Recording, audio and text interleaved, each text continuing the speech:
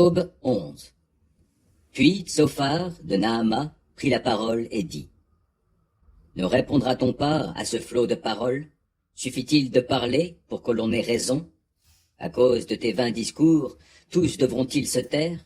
Railleras-tu sans qu'on t'en fasse honte? Or, tu as osé dire: L'enseignement que j'ai reçu est impeccable, je suis pur devant toi.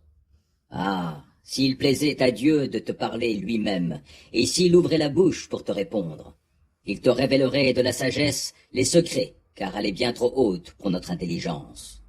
Tu comprendrais alors que Dieu laisse passer une part de tes fautes. Prétends-tu pénétrer les profondeurs de Dieu, saisir la perfection du Tout-Puissant?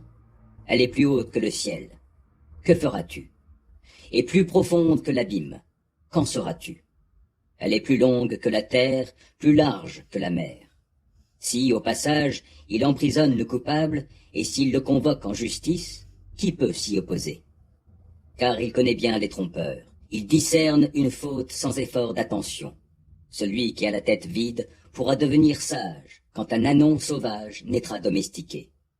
Toi, si tu affermis ton cœur et si tu tends les bras vers Dieu, si tu abandonnes les fautes dont tes mains sont coupables, si tu ne permets pas à la perversité d'habiter sous ta tente, alors tu lèveras la tête sans avoir honte, tu tiendras ferme et tu ne craindras rien.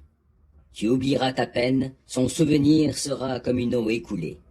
Ta vie sera plus radieuse que le soleil en plein midi, l'obscurité luira comme une aurore.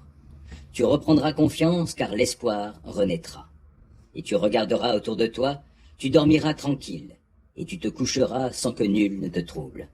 Beaucoup de gens viendront implorer ta faveur, mais les yeux des méchants finiront par s'éteindre.